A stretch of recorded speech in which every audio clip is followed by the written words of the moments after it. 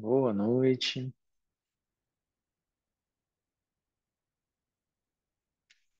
boa noite. A gente vai continuar a nossa leitura aqui do Hatha Pradipika, Hatha Yoga Pradipika. Esse texto importante do Hatha Yoga. A gente tem aqui procurado compreender o que ele traz dentro desse capítulo de Pranayama, né? É o segundo capítulo do texto, do livro. O primeiro capítulo se refere ao asana. O segundo capítulo se refere ao pranayama. O terceiro capítulo se refere aos mudras, incluindo os bandas junto.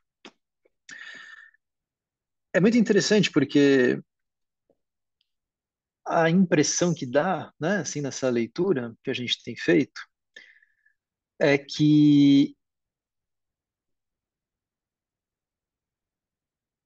os princípios dos mudras, né, eles estão aí inseridos dentro da prática do pranayama. Eles são inseparáveis.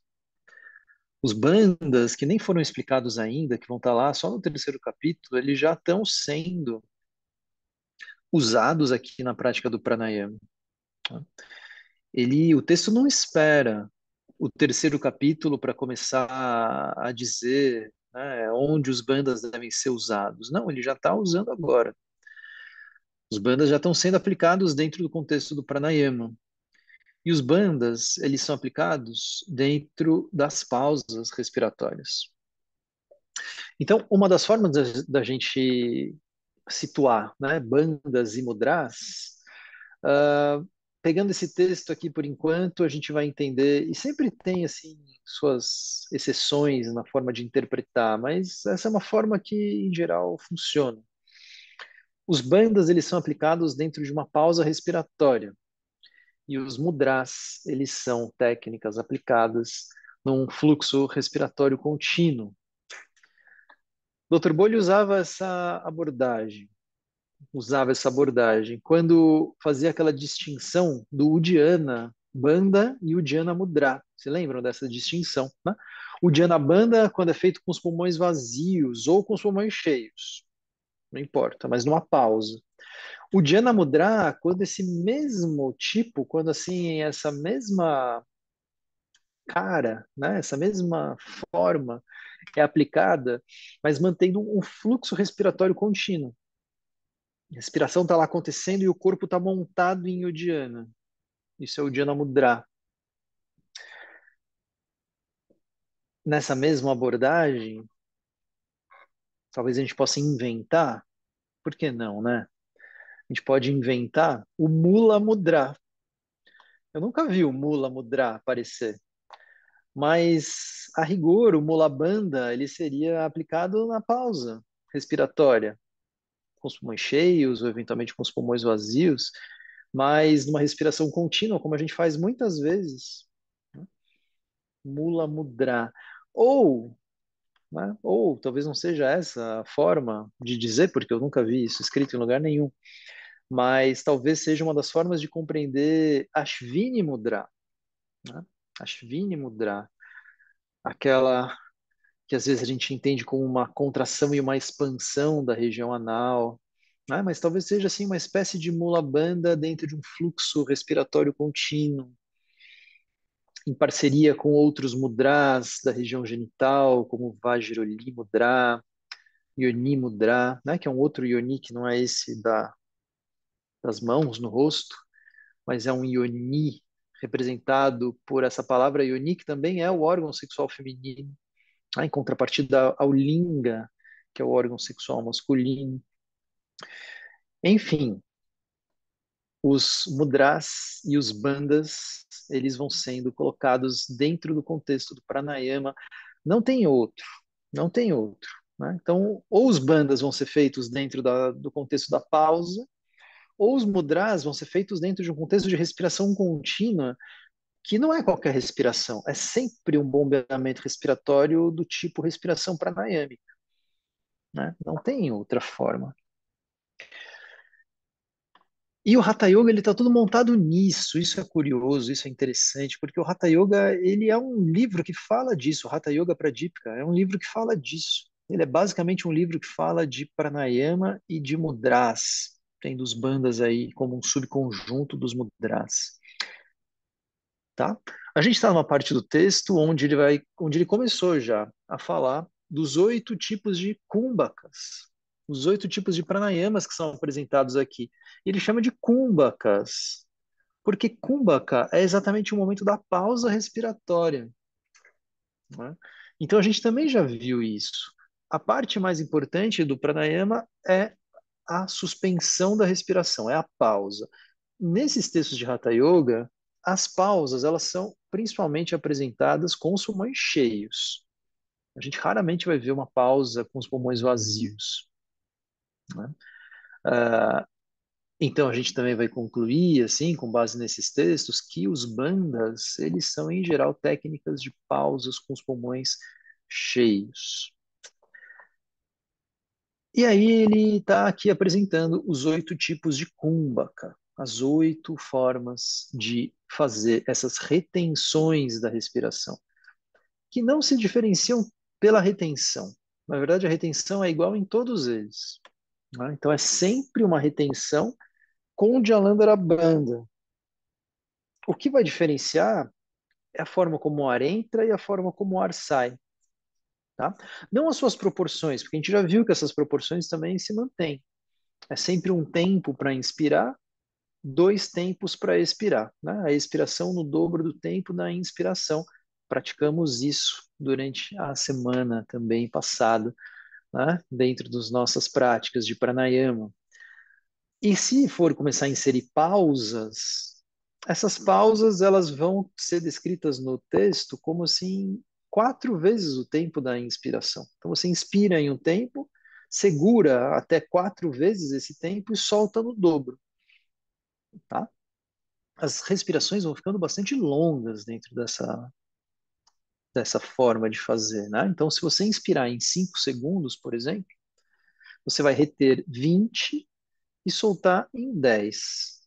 Tá? Então, vão ser 35 segundos por respiração. 2 respirações por minuto, né? Então, inspirem, que nem é tanto assim, é pouco perto do que os textos propõem, né? Então, uma inspiração em 5 segundos, retenção em 20, expiração em 10. Isso dá 35 segundos, menos de 2 respirações por minuto.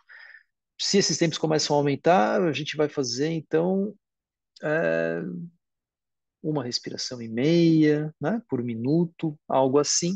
Sendo que na nossa respiração normal, a gente respira cerca de 20 vezes por minuto, mais ou menos, né? Então, a gente passa de 20 vezes por minuto de uma respiração normal para 2, 1 e meia, uma respiração por minuto. E se isso está acontecendo, isso pode ser sustentado e mantido tranquilamente, confortavelmente, sem sentir falta de ar, é porque o meu metabolismo, de alguma forma, também está suportando isso, né? Baixei minhas demandas metabólicas. Preciso respirar menos. Tá. É uma respiração bem profunda. Tá bom. Muito mais profunda do que aquelas 20 que acontecem normalmente aqui. São curtas, são mais rasas, né? Uma respiração dessas pranayâmicas, tá, ela vale por algumas dessas minhas respirações livres normais. Mas mesmo assim, eu estou diminuindo significativamente o volume de ar que entra e sai do meu corpo por minuto. Tudo bem? Lembraram de onde a gente está? Vamos voltar ao texto.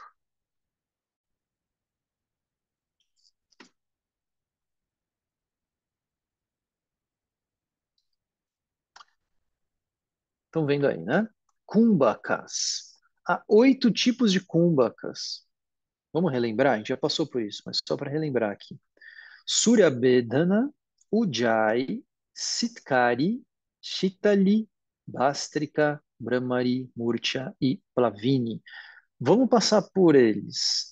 Alguns a gente vai passar com um pouco mais de detalhe, outros a gente vai passar com menos detalhe, mas vamos passar por eles. E aí ele estava dizendo, bom, antes de entrar de novo, né, nos oito, ele vai falar mais algumas coisas que servem para todos. Ao final de Puraka, ou seja, da inspiração, adotar Jalandharabandha. Então, no final da inspiração, quando vai começar a pausa, Jalandharabandha. E eu expliquei que Swami Kuvalayananda coloca isso como algo fundamental para proteger os mecanismos delicados dos nossos sensores respiratórios e também dos nossos aparelhos auditivos, né? Porque quando a gente faz uma retenção, tem uma pressão de um ar querendo sair. A gente fecha a glote, a gente fecha aqui a região da garganta, mas ainda assim tem uma pressão. E se essa pressão começa a escapar, né, isso pode prejudicar o sistema auditivo. Então, o Jalandhara Bandha, ele seria assim uma segunda camada de proteção desse sistema.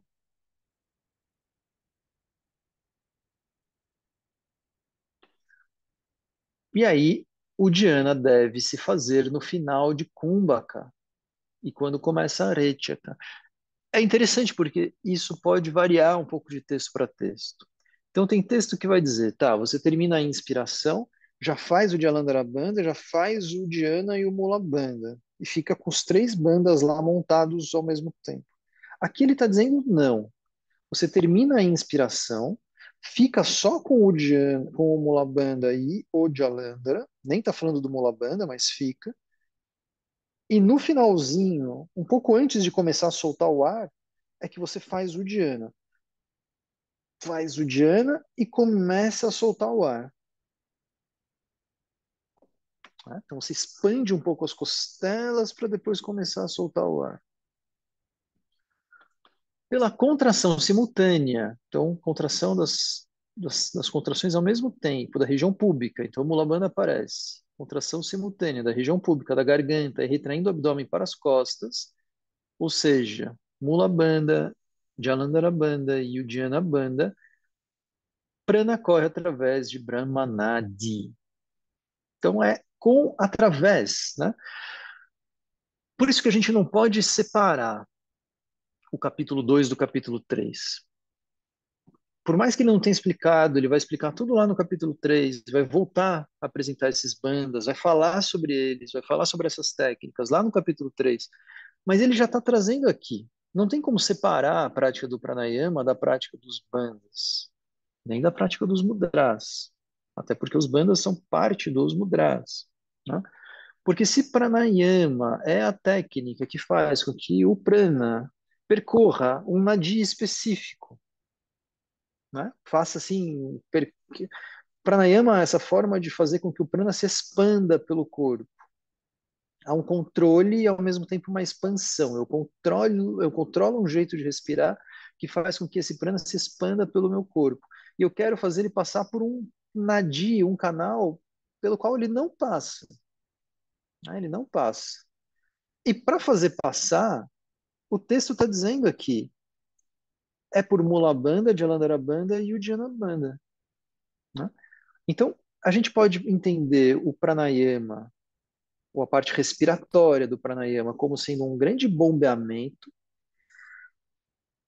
né? Grande domínio da musculatura respiratória, grande flexibilidade, grande capacidade respiratória, mas o que vai direcionando essas passagens são os bandas e os mudras. Né? São os bandas e os mudras que vão dizer assim exatamente por onde vem a respiração, para onde vai a respiração, por onde ela se move internamente. São os bandas e os mudras. Né? Subindo a pana e levando o prana da garganta para baixo, o yogin torna-se como um jovem de 16 anos, está livre do envelhecimento, essas coisas. Então tá bom, a gente vai começar aqui os tipos de kumbhaka. Primeiro, ele apresenta Surya Bedana. Surya é o sol, né? Assumindo firmemente um asana, num assento adequado. O asana está aí, é o nosso ponto de partida. Inspirar lentamente o ar externo pela narina direita.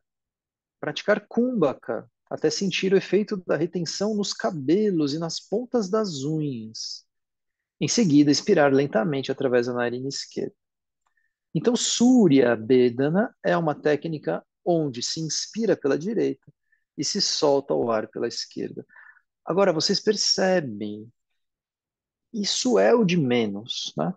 Isso é o de menos. É igual a gente pegar a postura de lótus, como ele apresenta também nesse texto, e ficar assim só na superfície. Ah, então a postura de lótus é colocar um pé sobre a coxa contrária e cruzar as pernas desse jeito. Isso é o de menos. Isso, assim, para aqueles indianos, é muito fácil isso até hoje. Imagino para os indianos de 500 anos atrás, né? Assim, sentar com essas perninhas cruzadas é a coisa mais fácil do mundo, né? A postura não é caracterizada por isso. Assim como inspirar por uma narina e soltar pela outra, também não é a coisa mais importante, né? Mas fazer isso de uma forma onde você se envolve com o que acontece pela narina direita, se envolve com o que acontece pela narina esquerda. A narina direita é o próprio Sol, né? É o próprio Nadi, chamado Surya, ou é o próprio Nadi, chamado Pingala, né? É, e essa respiração é feita de forma a sentir os efeitos da retenção nos cabelos e nas pontas das unhas, né? Isso parece alguma coisa mais relevante, mais significativo.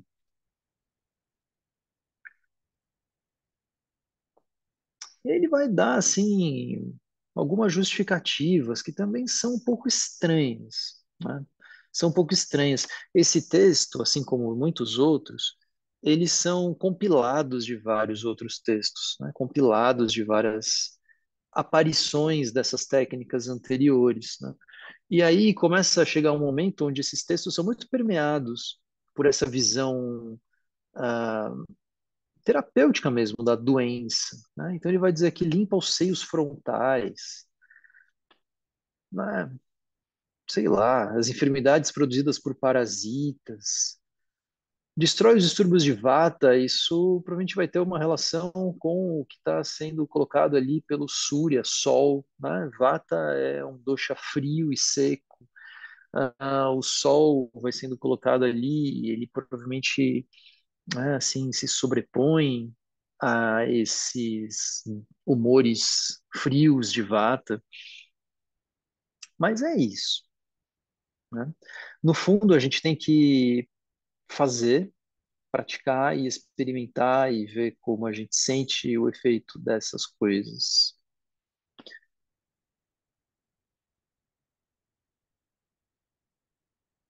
Então, de tudo que ele já falou, né, esses elementos que estão sendo colocados aqui especificamente dentro de cada um desses pranayamas, de alguma forma é secundário, porque tudo aquilo que era principal já foi colocado como geral no começo do texto, né? O que é o principal? É fazer a passagem de prana por Sushumna, né? Fazer o prana percorrer. Então, assim, levar o prana ou o efeito da retenção, no fundo, é a sensação do prana, até a raiz dos cabelos e as pontas das unhas, né?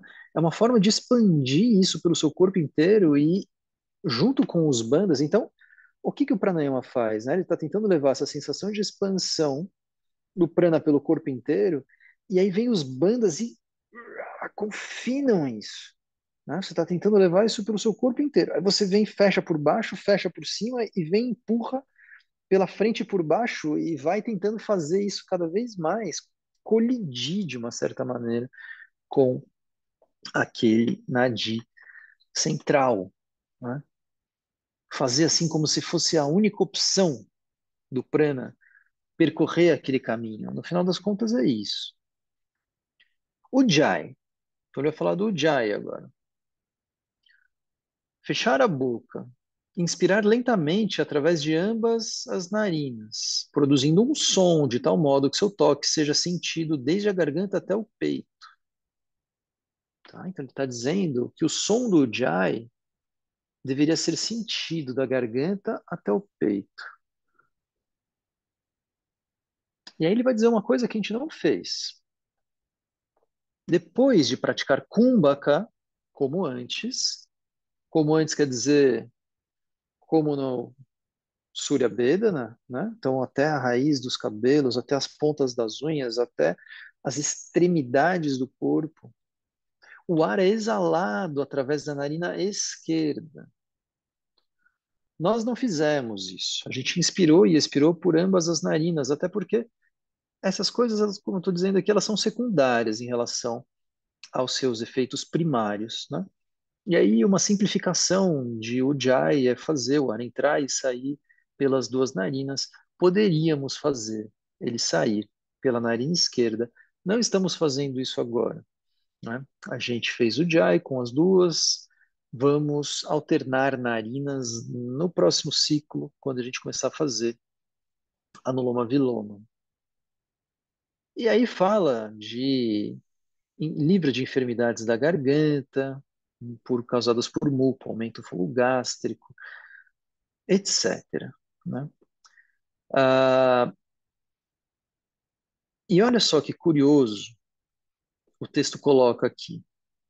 Então, movendo-se ou descansando, deve-se praticar o dhyana chamado Ujjayi. Isso me chamou uma atenção assim, porque eu nunca tinha reparado nisso, de fato, até retomar esse texto agora, nessa vez que a gente está lendo aqui. E toda vez que eu pego para ler esse texto, uma coisa nova surge, né? Movendo-se ou descansando. Como assim movendo-se, né? E aí eu fui ver o livro de pranayamas, que eu estou revisando, inclusive, do Swami Komalayananda, e ele diz ali que o Jai é um tipo de respiração que pode ser feita enquanto você está fazendo outras coisas, enquanto você está caminhando, enquanto você está correndo, enquanto você está fazendo algum tipo de exercício. É curioso, é interessante. Isso me faz pensar por que que o Jai é tão praticado, né, dentro dessas práticas mais modernas do yoga, que também são mais dinâmicas. Essas práticas dinâmicas do yoga, como o Ashtanga, por exemplo, ou os Vinyasas, em geral, elas são feitas com o Jai, né? Então, o Jai parece ser um tipo de respiração assim adequado, né, para se fazer quando também está se fazendo alguma coisa mais dinâmica, um tipo de exercício ou outros movimentos.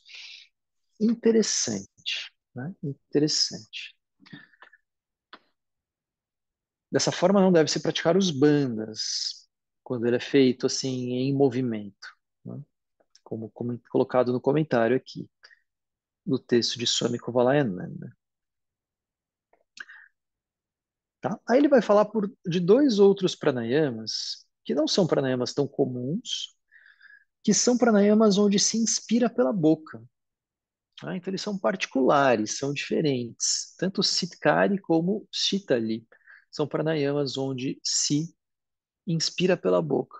Né? Sitkari, pela boca, deve produzir-se o som sit ao inspirar. E a expiração deve ser feita somente pelo nariz. Praticando regularmente, desse modo, uma pessoa transforma-se em um deus do amor por sua beleza. Som sit é onomatopeico, né? Então é um sibilo.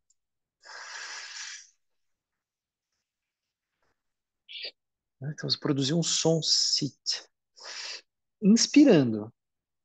Então não é soltando sit, não é isso, na hora de soltar, não, é na hora de inspirar.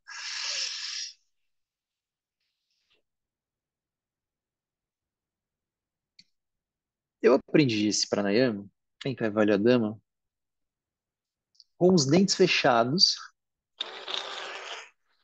sugar o ar passando pelos dentes fechados, né, com a boca aberta e os dentes fechados. Sugar o ar por esses espaços que tem entre os nossos dentes. Isso não faz um som sit, né?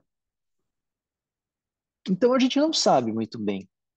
É do jeito que eles estão ensinando, é fazendo. Eu não sei, né? Eu não sei. A única coisa que eu sei é que eu aprendi dessa forma, com os dentes fechados. Isso não tem muito a ver com o que diz o texto também não explica muito como é para fazer.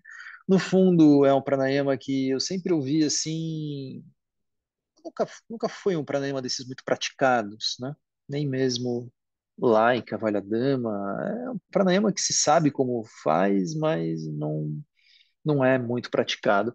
E aí, tanto Sitkari quanto Shitali, né, que também é feito pela boca, eles são assim pranayamas que tendem a resfriar o nosso corpo, ou pelo menos trazer uma sensação de resfriamento. Se resfria mesmo ou não, né, eu não sei. Mas a sensação pode ser uma sensação refrescante, porque você inspira pela boca e solta pelo nariz. Então, a boca ela está sempre em contato com esse ar mais fresco, que é o ar da inspiração, né? O ar que vem de fora. Você pode experimentar isso. Então, se você fizer, por exemplo, um dos dois, o Shitali é esse onde você inala por uma manipulação da língua, fazendo um tubinho. Tem gente que não consegue fazer o tubinho, né? Aí não faz o tubinho. Aí faz alguma coisa assim onde você deixa a língua sem tubinho, mas você suga pela língua e faz o ar passar pela superfície da língua, faz o ar passar pela língua, ou com tubinho ou sem. Suga o ar para ele passar pela língua. Aí ele vai resfriando a língua, né? Se você suga pela língua e solta pelas narinas, você vai criando um fluxo frio na boca e mais aquecido pelas narinas. A sensação que você vai tendo é de resfriamento, né? Pela boca. E a boca, a língua, não somos assim como os cachorros, mas a gente talvez guarde alguma coisa disso, né? A gente também se refresca pela língua, né? A gente bebe coisas geladas, a gente se refresca pela língua, né? Então, assim, fazer isso repetidas vezes, se você fizer e solta pelo nariz.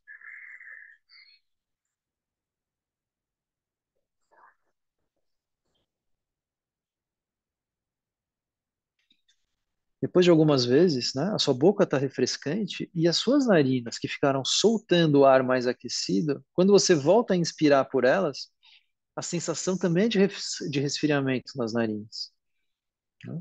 Então, esses pranayamas são tidos como pranayamas refrescantes ou resfriantes e não só por uma sensação assim de bem-estar, não é só por isso, mas pelas desordens causadas pelo excesso de calor, né? Ele está falando aqui de várias enfermidades ou desordens, como aumento glandular, distúrbios do baço, febre, distúrbios da bilis, né?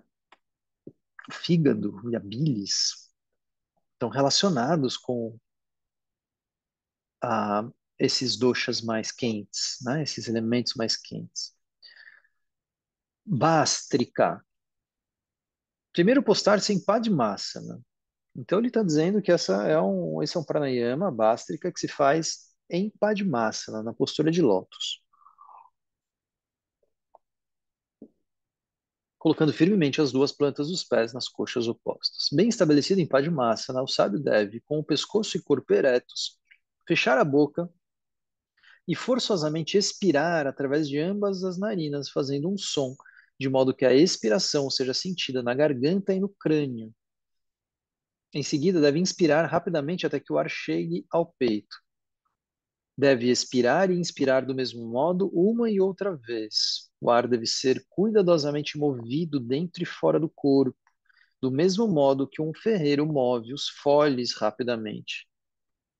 Isso é realizado graças à ação da parede abdominal, né? Então ele está descrevendo aqui basicamente o Kapalabhati, né? O Kapalabhati também é comparado com os foles de um ferreiro. Kapalabhati, a região de Kapala, e ele está dizendo aqui que a expiração deve ser sentida na garganta e no crânio. E a inspiração deve ser sentida fazendo o ar chegar até a região do peito,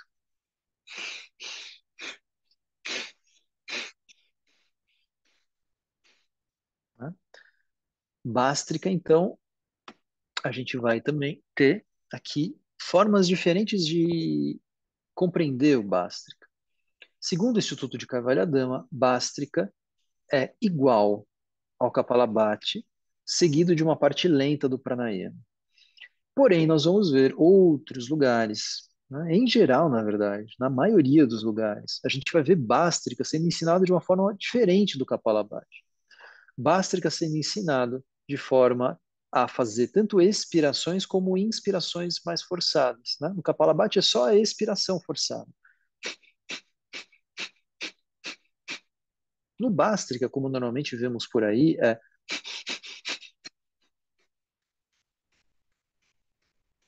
os dois, né? Então, tanto expiração como inspiração, forçados, os dois. Não é assim como ensina em Kavalya-dama. E aí, olha só, depois de fazer isso, quando Yogin completou a capacidade torácica, não, cadê? Aqui.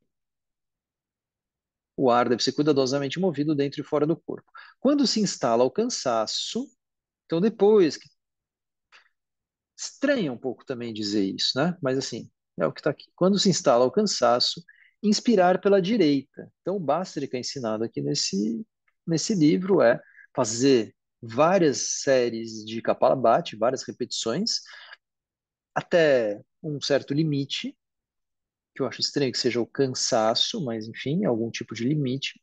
Inspirar pela direita. Quando o yogin completou a capacidade torácica com ar, deve fechar o nariz rápida e vigorosamente, sem usar o dedo médio e o indicador, praticar kumbhaka como foi prescrito e expirar o ar pela narina esquerda. Então é uma junção do Kapalabhati com o Surya Bedana, né? Então o ar está entrando pela esquerda, saindo pela direita. E aqui ele está dizendo como deve ser feito o fechamento das narinas, quando essas narinas são manipuladas.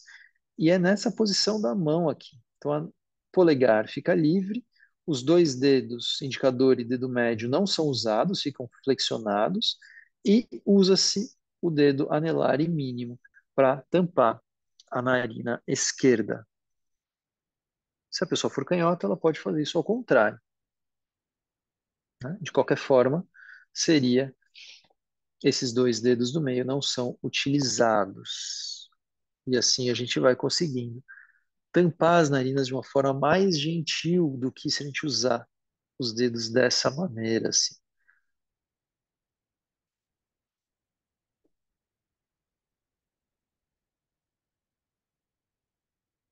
Bástica, então, continuando, rapidamente desperta Kundalini, purificando o yogi, e demonstra ser benéfico para ele. Os impedimentos como o muco instalados na boca de Brahmanadi são removidos, né? Essas nomenclaturas, assim, de novo, elas não são precisas, eles não estavam preocupados com isso também. Talvez as nossas traduções, né? Porque isso foi traduzido para o inglês, aí é traduzido para o português. Então, precisamos ver o que que exatamente ele quer dizer com muco. Mas a entrada, a boca de Brahmanadi, Brahmanadi é o nadi central, né? É o nadi central, é aquela coisa assim que é inclusive imaterial, mas que é associada com o eixo da coluna. A entrada de Brahmanadi é lá no sacro. Então não é que tem muco ali, né? Não é muco, assim como a gente entende muco das vias aéreas, muco das narinas, não é assim. Mas é algum tipo de sensação, provavelmente pegajosa, que obstrui, que impede a passagem desse prana por lá, né? Então alguma coisa assim que não deixa o prana penetrar.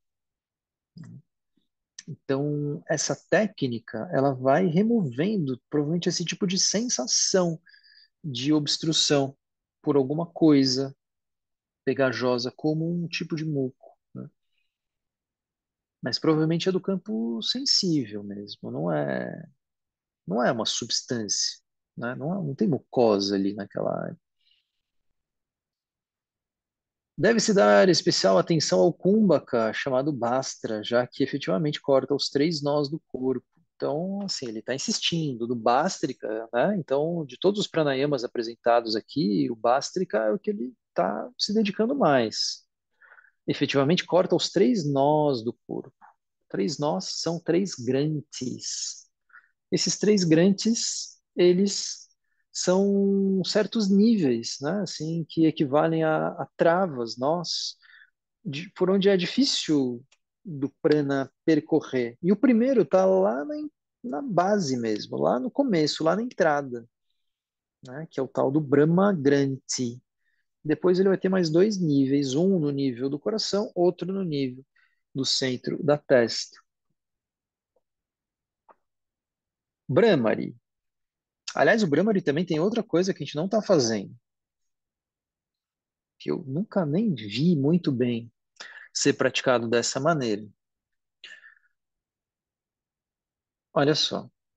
Como resultado da rápida inspiração, produzindo o som da abelha macho, né? Então, o Brahmari, segundo o texto aqui, ele não é feito uma inspiração lenta, silenciosa. Não, é uma inspiração rápida, como o som mais forte, né? Já viram um zangão voando, grave, né? Então seria um tipo de inspiração mais rápida.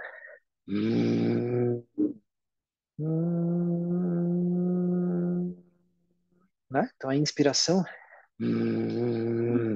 produz um som mais estrondoso e a expiração longa, lenta, fazendo o som da abelha fêmea. Como resultado da rápida inspiração, produzindo o som da abelha macho, e depois de fazer kumbhaka, praticar expiração lenta, produzindo o som da abelha fêmea. Uma indescritível experiência de felicidade enche a mente dos yoguins eminentes.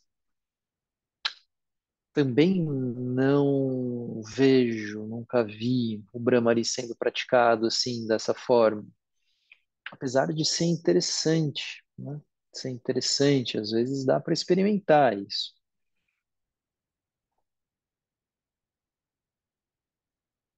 Murcha. Murcha é um tipo de pranayama que a gente vai fazer também. Ao final de Puraka, da inspiração, o praticante deve adotar firme Jalandhara e expirar lentamente.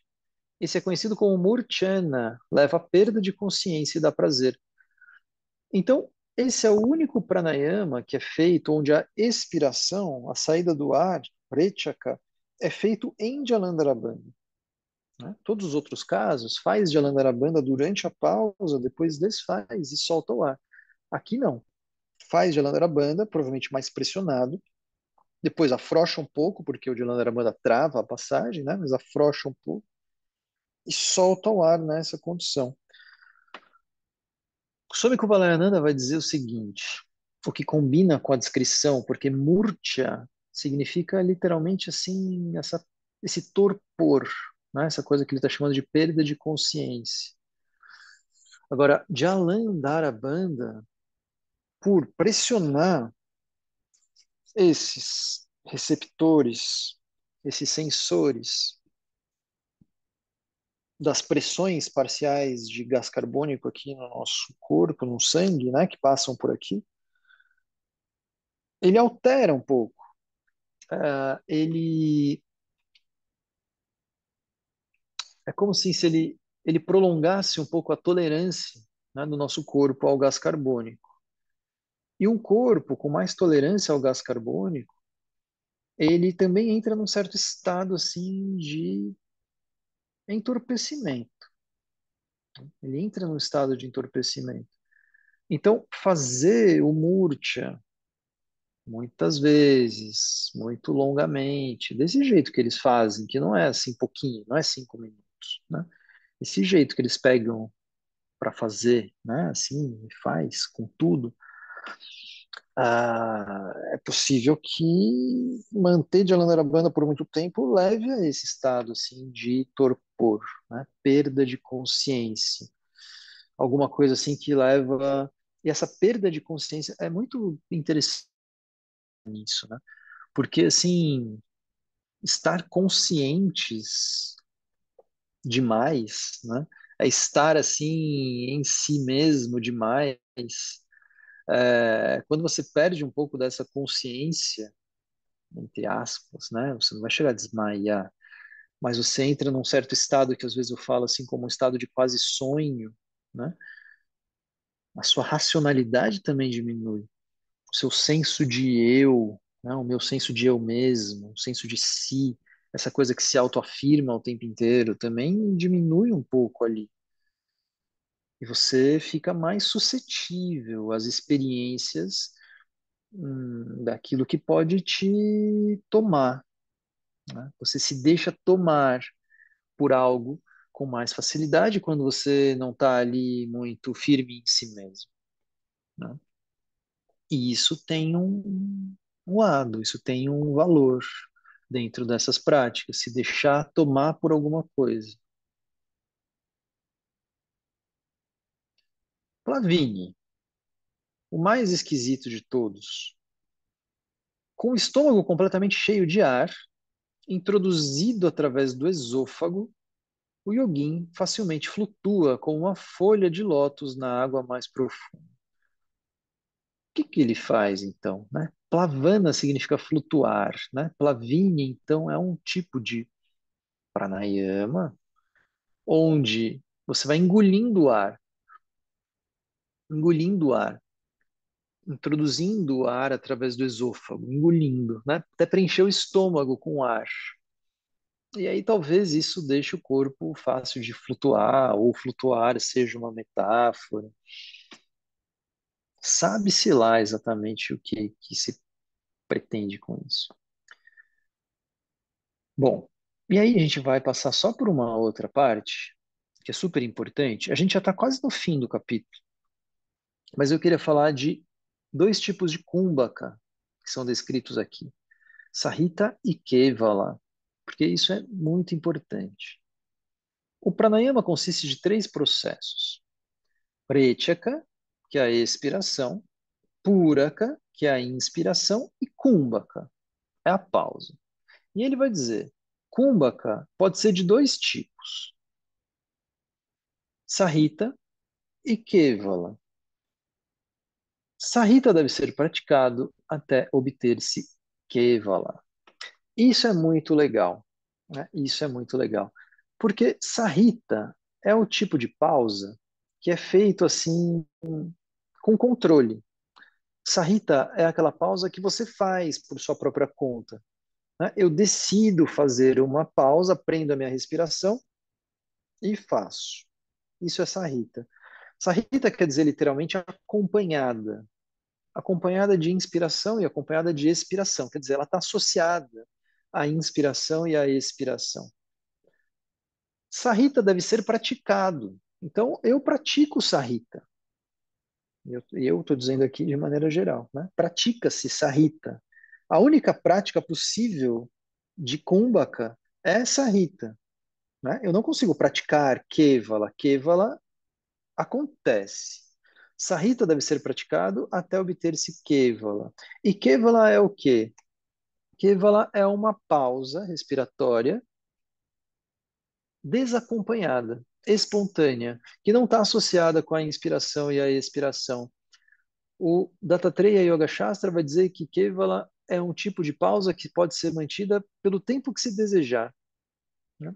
Então, Kevala, em geral, é tratado assim como um tipo de pausa espontânea, uma suspensão da respiração, porque desapareceu o desejo de respirar. Isso pode ser antes de uma inspiração, pode ser depois de uma expiração, isso pode ser no meio. Em algum momento some a respiração. E aí você fica ali muito tempo. Não é um segundo ou dois, não. Um longo tempo sem respirar. Agora imagina, o yogi está lá praticando 80 ciclos respiratórios, 4 vezes por dia, onde as pausas, elas já duram 4 vezes o tempo da inspiração. As expirações duram o dobro do tempo da inspiração. Então ele está ali muito tempo já em suspensões respiratórias, fazendo Sahita, Kumbhaka, pausas controladas, diminuindo o seu estado metabólico, diminuindo, até que em algum momento, né, Essa respiração ela se suspende, ela para por um tempo. Então isso é Kevala Kumbhaka, não é Kevala. Quando você adquire a habilidade de chegar ao estado de Kevala, que é feito sem expiração e inspiração, tudo nos três mundos pode ser obtido pelo yogin. Kevala Kumbhaka possibilita reter a respiração com facilidade e chegar ao estado de Raja Yoga. Então, o estado de Raja Yoga ele começa a aparecer aqui agora, né? Que é um estado da mente, provavelmente associado ao Samadhi. Né? Então, esse estado de Samadhi ele está associado com um desaparecimento da respiração. Provavelmente conectado com o desaparecimento da minha própria sensação de eu mesmo. Um desaparecimento de mim mesmo, onde eu desapareci. Minha respiração desapareceu junto. Eu sumi, né? Um estado equivalente ao sono sem sonhos. Essas coisas todas voltam.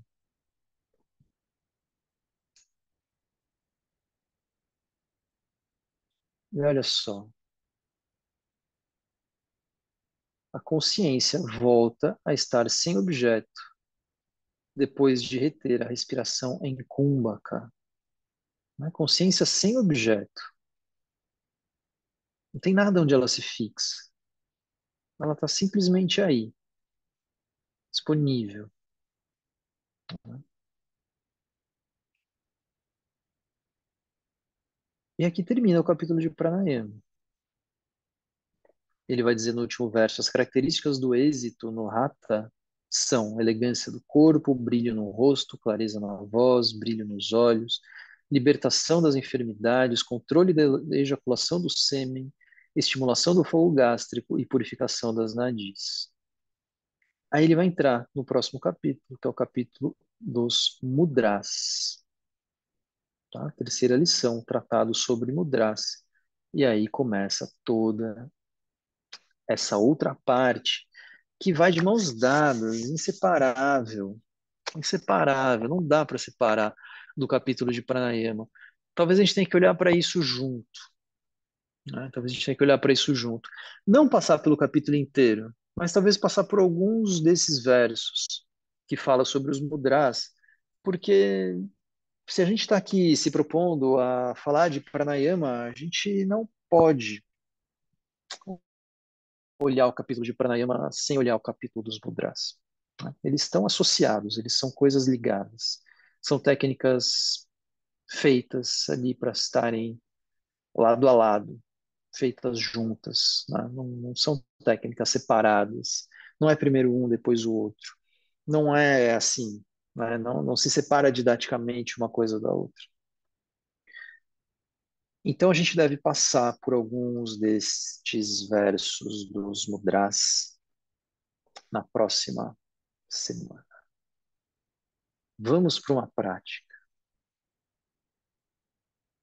esvaziar um pouco a nossa cabeça que vai se enchendo.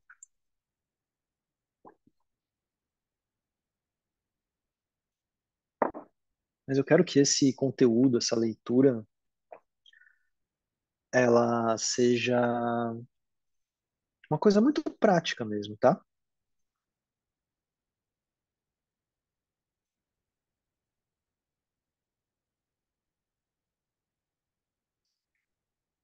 Uma coisa muito prática. Então você vai ou ficando na sua cadeira ou indo para o seu chão e a gente vai pegar 1 ou 2 minutos aqui para fazer um espreguiçamento.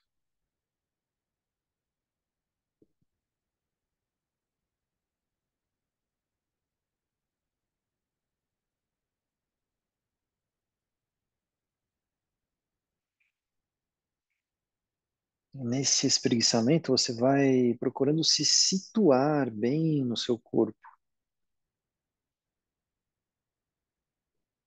Você vai se apropriando do corpo, saindo um pouco desse aspecto mais mental de quem compreende um texto antigo, e a gente vai do texto para a textura, começando a tentar experimentar alguma coisa na própria carne, no próprio corpo. O pranayama, ele se dá num corpo sensível, num corpo disposto a sentir, num corpo interessado naquilo que faz e naquilo que sente. Não num corpo teórico, todo apático, cheio de saberes, mas distante de si mesmo. Não, é aquele corpo que está ali, pulsando, vivo.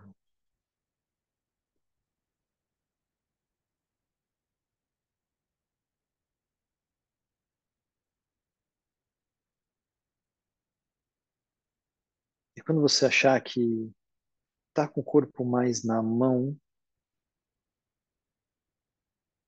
aí você se estabelece no seu asana, que pode ser na cadeira, que pode ser no chão, que pode ser de qualquer jeito.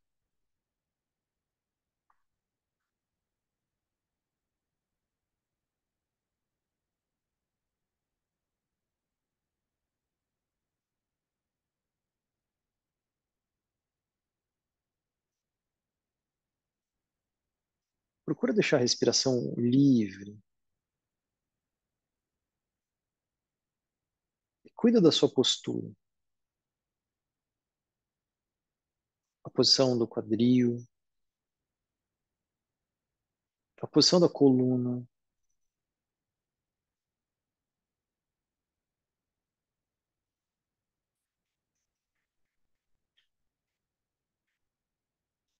a coluna sustentada, flutuando no corpo, como se fosse através de vários dedos, pontas dos dedos.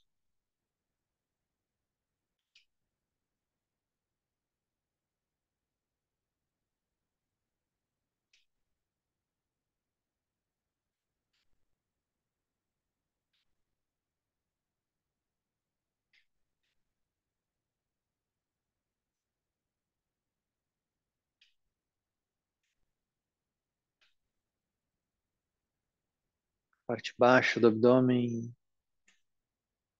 firme, ativa, assim como você percebe a sua coluna toda ativa. Parte baixa do abdômen viva, como o eixo da coluna.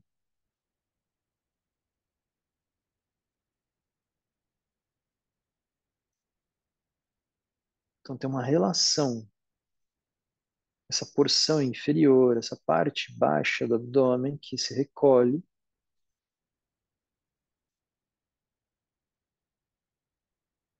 com o eixo da coluna vertebral.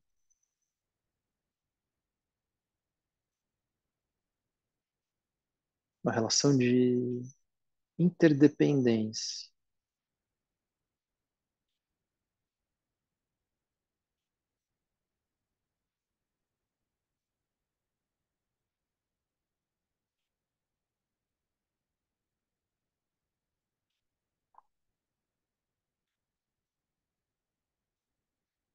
Os ombros pesam, os braços pesam.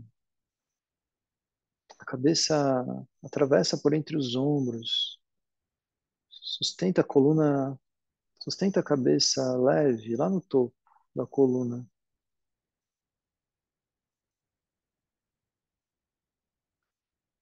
Sua respiração é livre, mas ela não desmonta a firmeza do baixo ventre. A respiração é livre através do asana, ela não desmonta o asana para acontecer.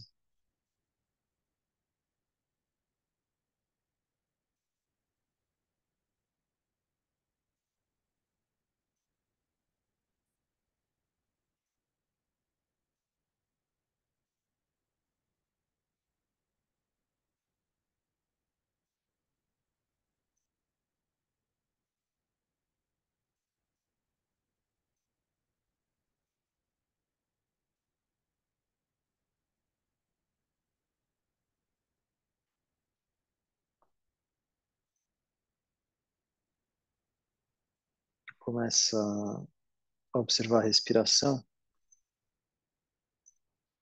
Toda vez que você se perceber assumindo o controle, larga o controle. Vai para os impulsos. Impulso que produz inspiração, impulso que produz expiração.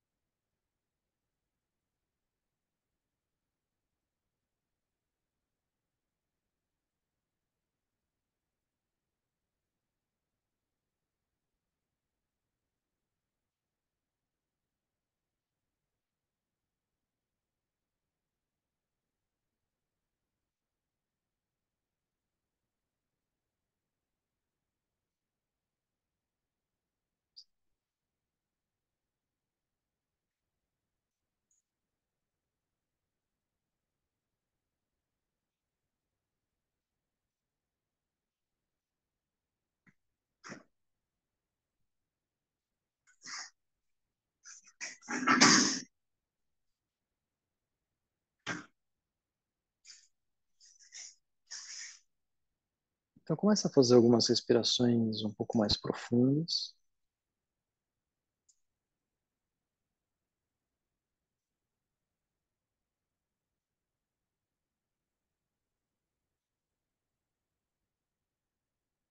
Reconhecendo que em nenhum momento você vai contra os impulsos da respiração.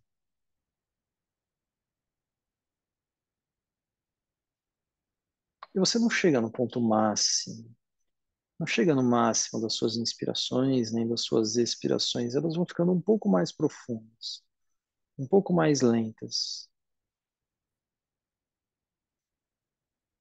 E junto com essas respirações, você vem acionando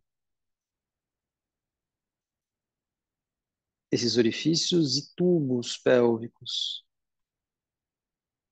a partir do esfíncter anal e do canal do reto, a partir do esfíncter urinário e do canal da uretra. Fica com esses pontos e trata os movimentos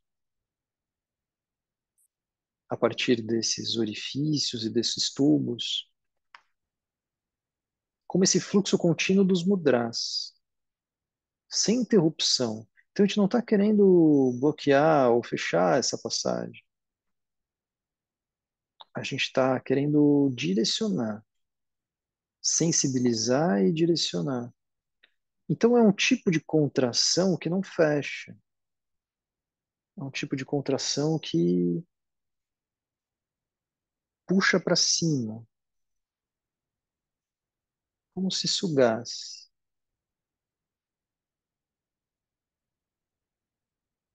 E nas inspirações, suga para essa região do útero ou canda. Nas expirações, começa a reter esse fluxo absorvido nessa área.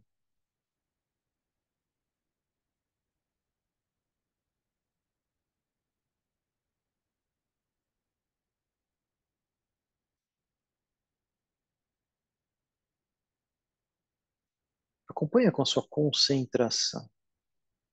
Dirige o seu fluxo de atenção junto com o fluxo da sensação, ou o fluxo da substância. Tudo isso vai sendo colocado junto. Fluxo de atenção junto com o fluxo dessa substância e o fluxo da sensação. Durante a inspiração, você suga pelo canal do reto, pelo canal da uretra, na direção desse útero. Nas expirações, segura.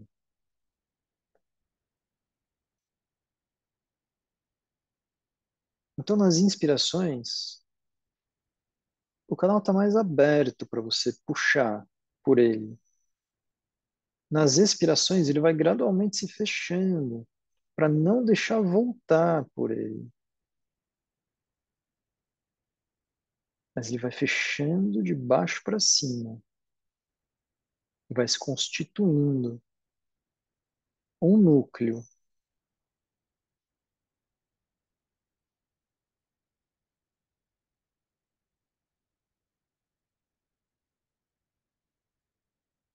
Fica um tempo aí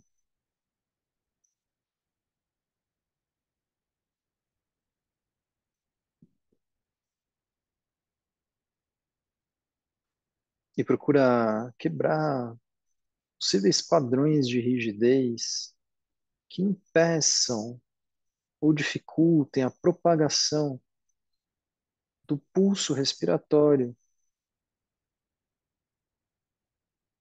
lá no sacro.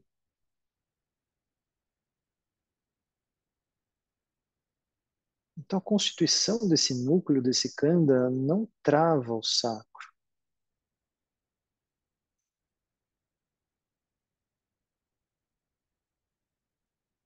Você inspira e suga continuamente.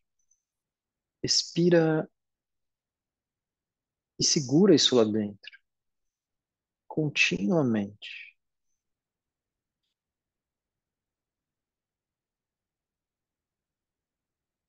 E apesar de ser sempre um fluxo ascendente, suga quando inspira, empurra e segura quando expira. Isso produz um pulso e deixa o corpo assim, de forma que ele responda a esse pulso.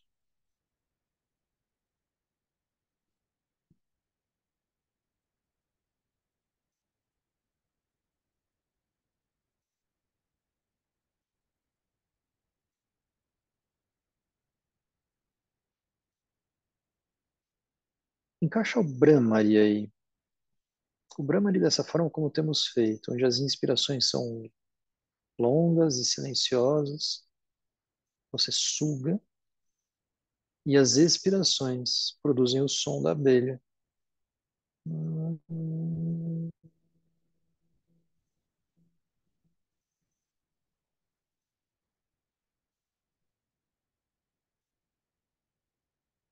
E o som se produz lá na garganta, na região do crânio, mas é lá no Kanda que você fica. É lá do Kanda que você cuida.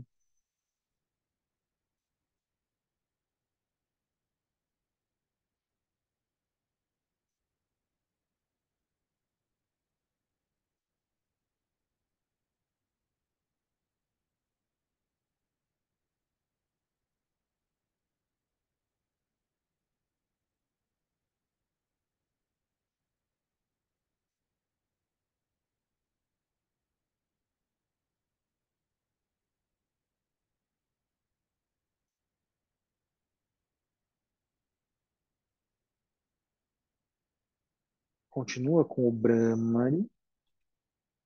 E agora nas inspirações você vai procurando expandir essa área em torno do coração.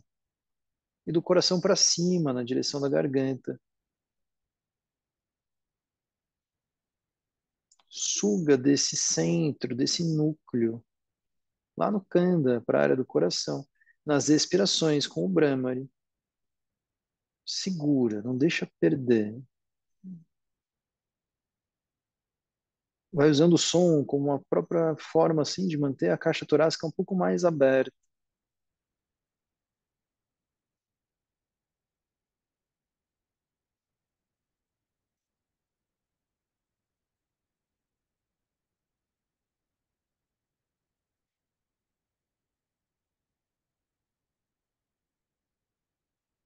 O diafragma vai operando num nível um pouco mais alto, como quem recebe um fluxo por baixo. como se ele recebesse um vento por baixo dele, o tempo inteiro, tanto enquanto inspira, como enquanto expira.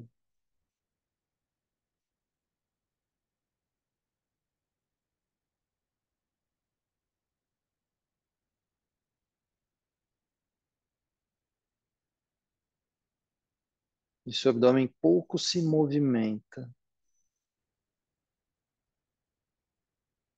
O fluxo da respiração passa por trás da parede do abdômen. Preenche o kanda, pulsa o sacro, percorre o espaço entre o kanda e o coração,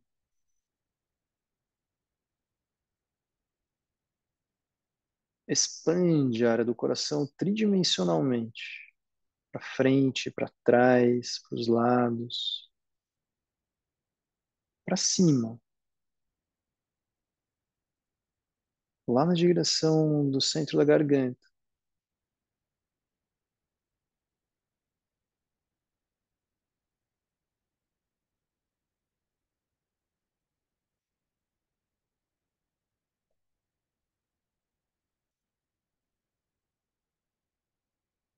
Vê se pode encaixar esse ritmo onde você inspira em um tempo e expira no dobro do tempo, sem perder o câmbio, sem perder o sacro, sem perder o espaço entre canda e coração, sem perder a expansão da área do coração,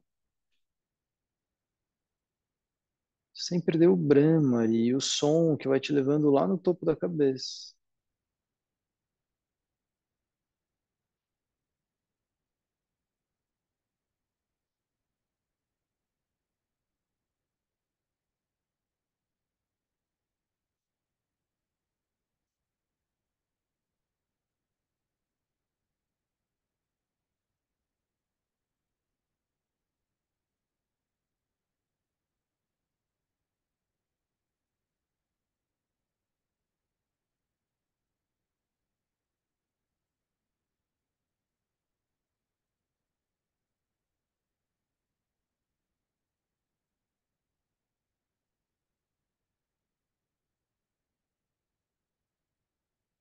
Não se perde desse espaço que vai do nível do umbigo até o nível do coração, pelo eixo, no centro do corpo. Procura a relação desse espaço com a respiração.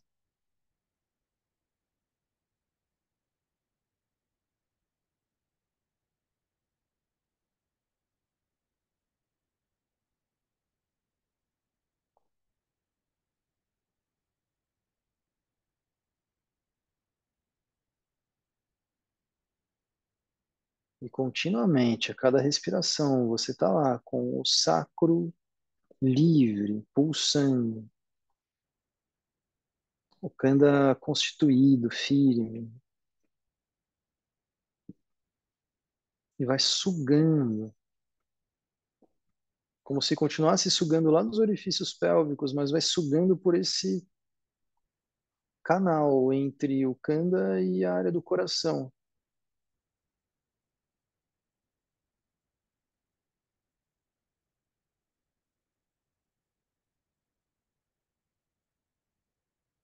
E deixa essa pressão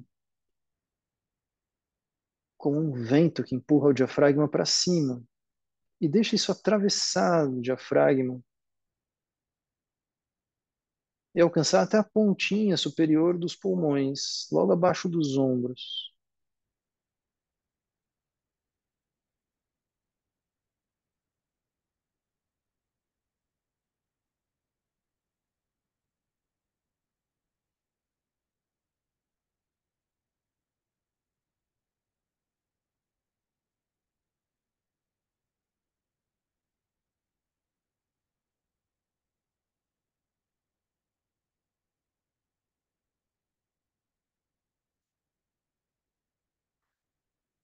Garganta aberta. E como sente esse fluxo na região dentro da cabeça. Não só o som que vibra, mas também essas pressões, esses ventos que vêm lá de baixo, que empurram o diafragma para cima, que expandem tridimensionalmente o topo do tórax, a base dos ombros, a região da garganta, que descomprimem o espaço em torno do coração e acima.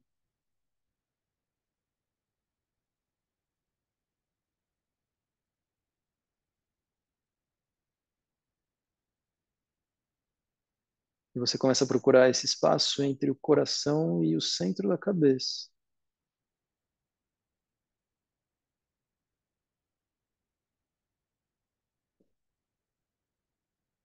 Como quem pulsa lá dentro da cabeça com a respiração.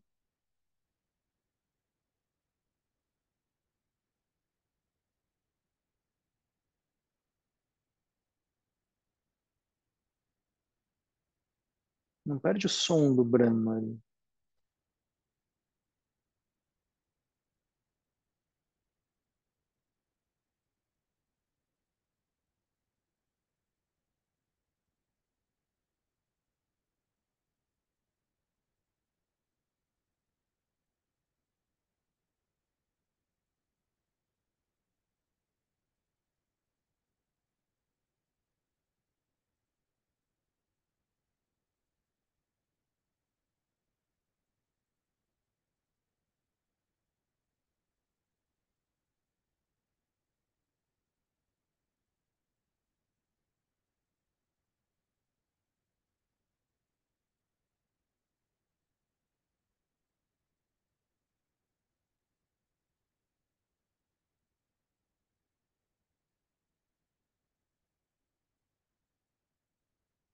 Quando você soltar o ar da próxima vez, mantém toda a postura. Não entrega ainda a respiração. A respiração fica mais livre, mas não desmonta nada do que foi feito até agora. Continua constituindo esse núcleo lá no câmbio. Continua pulsando no sacro. Continua criando esse vento que empurra o diafragma lá para cima e que abre a área do coração pelo centro da garganta, até lá dentro da cabeça. Você continua ainda criando uma força ascendente, já com uma respiração menor, mais curta.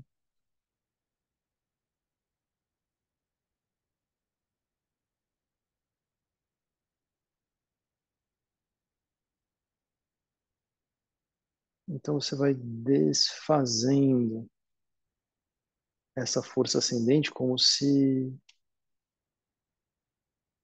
suas sensações fossem decantando lá dentro do corpo, escorrendo. A postura não se perde, o asana não desmonta. É um decantar sutil,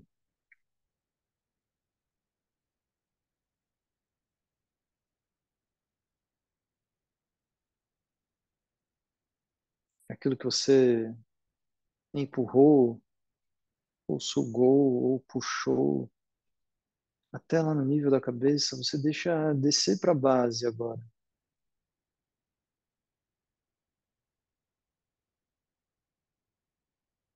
E experimenta a sensação que fica lá dentro da cabeça quando isso escorre. Os olhos bem relaxados, o cérebro relaxado, o fundo da boca, a base da língua.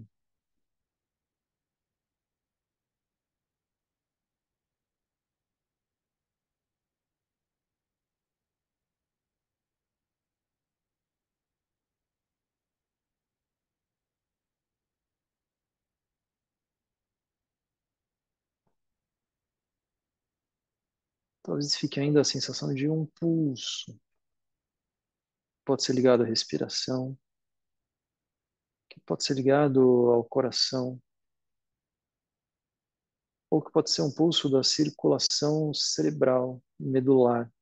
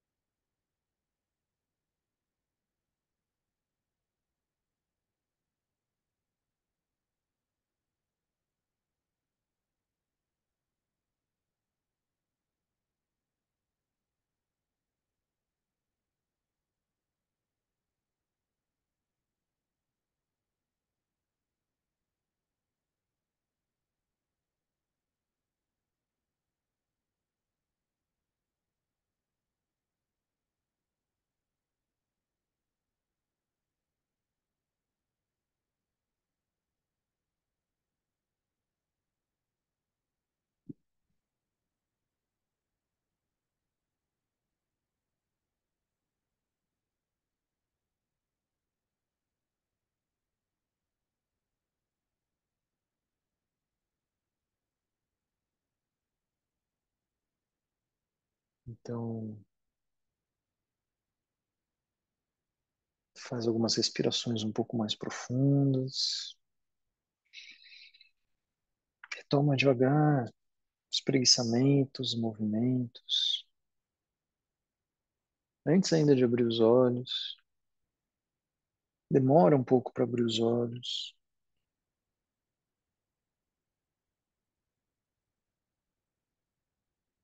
Quando for abrir, faz isso piscando algumas vezes.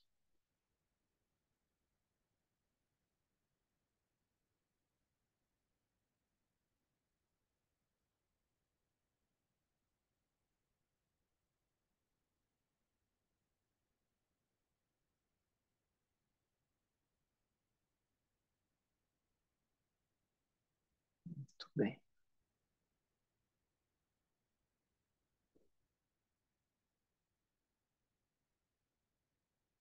Então vamos ficando por aqui.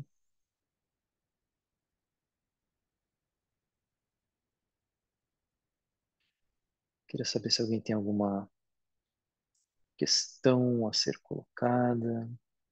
Se alguém tiver alguma dúvida, fica, a gente fala um pouquinho mais.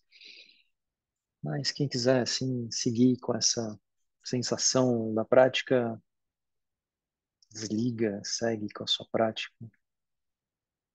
Boa noite para quem se vai. Nos vemos amanhã.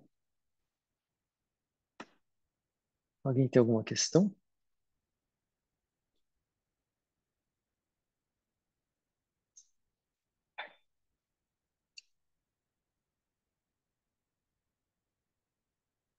Não é a hora. Tá bom. Se aparecer alguma coisa depois, me contem. Beijos. Boa noite.